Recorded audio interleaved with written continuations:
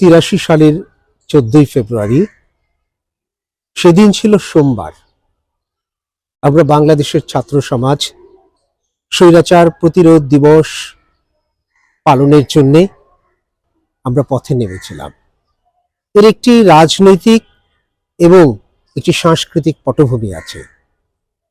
সকলেরই মনে আছে নিশ্চয়ই যে বাংলাদেশে তখন এমন একটি রাজনৈতিক অবস্থা বিরাজ করছিল, নানা রকম অনিয়ম উচ্ছৃঙ্খলতার অভিযোগ দেখিয়ে 1982 সালের 24শে মার্চ জেনারেল হুসেইন মোহাম্মদ এরশাদ রাষ্ট্র ক্ষমতা দখল করলেন এবং রাষ্ট্র ক্ষমতা দখল করবার পর তিনি ডক্টর আব্দুল মজিদ খানকে একটি শিক্ষা রিপোর্ট তৈরি করবার জন্য দায়িত্ব দিলেন। 1982 সালের সেপ্টেম্বর মাসের 23 তারিখে তিনি একটি রিপোর্ট দিলেন।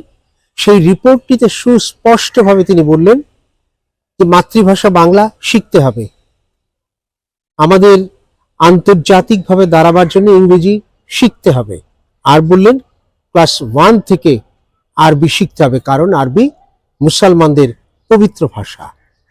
আমরা বললাম যে মনস্তাত্ত্বিকভাবে ক্লাস 1 এর একটি বাচ্চা, ক্লাস 2 এর একটি বাচ্চা, তার পক্ষে 3টি ভাষা একই সাথে রপ্ত করা সম্ভব কিনা, এই প্রশ্নটা আমরা উত্থাপন করলাম। পাশাপাশি তিনি বলেছিলেন উচ্চশিক্ষা সকলের জন্য নয়, যাদের আর্থিক সামর্থ্য আছে কেবল তারাই উচ্চশিক্ষা অর্জন করবে।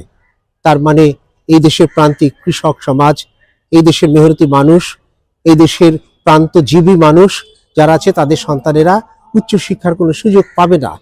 এর প্রতিবাদে ছাত্র সংগ্রাম পরিষদ গঠিত হলো এবং 14ই ফেব্রুয়ারি 1983 সালে ঢাকা বিশ্ববিদ্যালয়ের থেকে একটি মিছিল বেরোলো। মিছিলটি এই সামনের রাস্তা দিয়ে শিক্ষা ভবনের দিকে যাচ্ছিল, তখন পুলিশ গুলি করে। দীপালি, কাঞ্চন, মোজাম্মেল সহ অনেকে শহীদ হন। গোটা রণক্ষেত্রে ছাত্ররা প্রতিরোধ করে ফেলল স্বৈরাচারকে, প্রতিরোধ করল একটি অবৈধ শিক্ষানীতিকে।